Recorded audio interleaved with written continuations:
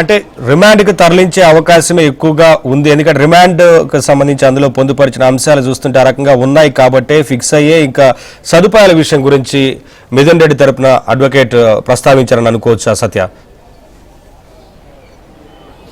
మనం చూస్తే కనుక మిథున్ రెడ్డి తరపు న్యాయవాది కానీ మిథున్ రెడ్డి కోర్టులో చెప్పిన అంశాలు కానీ చూస్తే కనుక వాళ్ళు రిమాండ్కి సిద్ధపడిపోయినట్లుగానే మనకు కనపడుతుంది. అయితే కోర్టులో అది ఏదో జైలుకు పంపిన తర్వాత విజయవాడ గుంటూరు జిల్లా జైలుకు పంపాలని ప్రభుత్వం తరపున న్యాయవాది చెప్పడంతో అటు మిథున్ రెడ్డి తరపున న్యాయవాది మాత్రం నెల్లూరుకి పంపించాలని కోరడం జరిగింది. అయితే దీనిపైన న్యాయమూర్తి ఏ నిర్ణయం తీసుకుంటారనేది మరి కాసేపట్లో తెలుస్తుంది. అయితే ప్రధానంగా ఆ ఇంటి నుంచి ఆహారం కానీ ములాఖత్లు కానీ సెక్యూరిటీ విషయంలో కానీ కొంత రిలాక్సేషన్ కావాలి.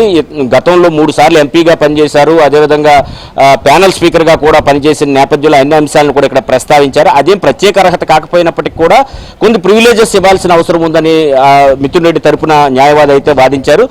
అందుకే రిమాండ్కి సిద్ధమయ్యి ఇటువంటి వాదనలు అయితే చేసినట్టుగా మనకు కనిపిస్తుంది. అయితే ఆయనకు రిమాండ్ ఎప్పటి వరకు విధిస్తారు ఏంటి అనేది మరి కాసేపట్లో తెలుస్తుంది. ఇప్పటి వరకు ఈ కేసు విచారిస్తా ఉంది సిట్. ఇప్పటి వరకు జరిగిన అరెస్టులు కావచ్చు, ఆ తర్వాత తీసుకున్న స్టెప్ కావచ్చు, విచారణలు ఏ రకంగా అయితే రిమాండ్కు తరలించిన తర్వాత కస్టడీలోకి తీసుకోవడం, కస్టడీలోకి తీసుకున్న తర్వాత వారి వాంగ్మూలాలు తీసుకోవడం, అక్కడ నుంచి దాని ఆధారంగా కేసు విచారణ ముందుకు వెళ్తా ఉంది. తదుపరి అరెస్టులు కూడా జరుగుతూ ఉన్నాయి. అలానే మిథున్ రెడ్డి రిమాండ్కు తరలిస్తే ఆ తర్వాత కూడా కస్టడీలోకి తీసుకునే అవకాశమే ఎక్కువగా కనిపిస్తూ ఉంది కదా. తదుపరి ఏం జరుగుతుంది, నెక్స్ట్ స్టెప్ ఎలా ఉండబోతుంది అని అనుకోవచ్చు. ఎందుకంటే బిగ్ బాస్ ఎవరు అనేది అందరికీ కొంత అందరు విషయాల్లో కూడా చర్చ జరుగుతూ ఉంది. ఈ నేపథ్యంలోనే తదుపరి ఆ రకంగానే విచారణ కొనసాగుతుంది అనుకోవచ్చా ఏంటి?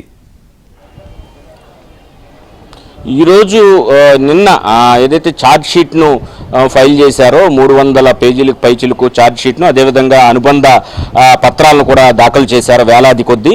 వాటిలో ప్రధానంగా బిగ్ బాస్ ఎవరనేది కూడా ప్రస్తావించినట్టు, ముఖ్యంగా జగన్మోహన్ రెడ్డి పేరును 2-3 చోట్ల కూడా ప్రస్తావించినట్లుగా మనకు అందుతున్న సమాచారాన్ని బట్టి తెలుస్తోంది.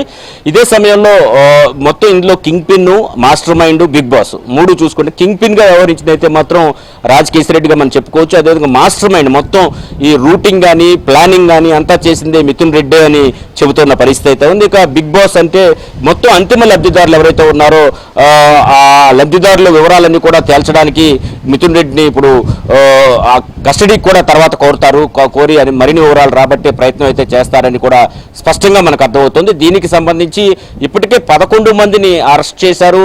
46 మంది వరకు కూడా నిందితులుగా నిన్నటి వరకు చూపించారు. వారి సంఖ్య 60-68 వరకు కూడా పెరిగే అవకాశం ఉన్నట్టుగా చెబుతున్నారు.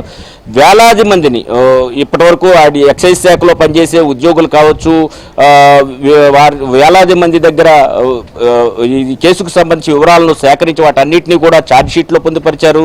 కాబట్టి ఖచ్చితంగా రిమాండ్ రిపోర్ట్లో ఆ అంశాలను కూడా పరిగణలోకి తీసుకోవాలని కోరారు.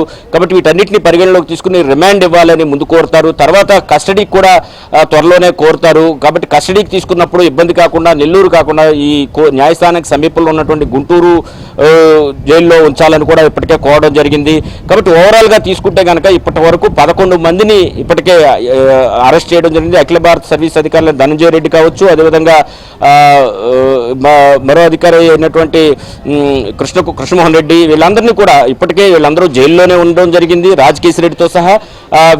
వీళ్ళందరితో పాటు ఇప్పుడు 12వ నిందితుడిగా ఈ అరెస్టు అయిన నేపథ్యంలో మిథున్ రెడ్డి 12వ అరెస్టుగా ఇది చూపించారు. త్వరలోనే మరిన్ని అరెస్టులు ఉంటాయి.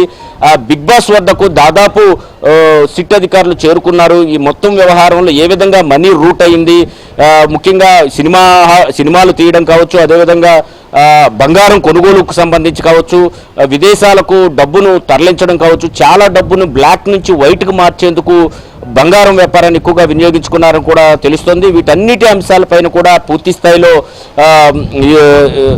కస్టడీకి తీసుకున్నప్పుడు విచారించి ఇందులో ఎవరెవరు మరింతమంది నిందితులు ఉన్నారో వాళ్ళందరి మీద కూడా చర్యలు తీసుకునే అవకాశాలు ఉంటాయి. అదే సమయంలో ఇప్పుడు వేసింది ప్రిలిమినరీ ఛార్జ్ షీటు, త్వరలోనే దీనికి సంబంధించి పూర్తి స్థాయి ఛార్జ్ షీట్ మరొక 20 రోజుల్లో వేస్తారని చెప్పి దాంట్లో కూడా పేర్కొనడం జరిగింది. కాబట్టి అన్ని వివరాలు కూడా ఫైనల్ ఛార్జ్ షీట్లు అయితే వచ్చే అవకాశాలు ఉన్నాయి.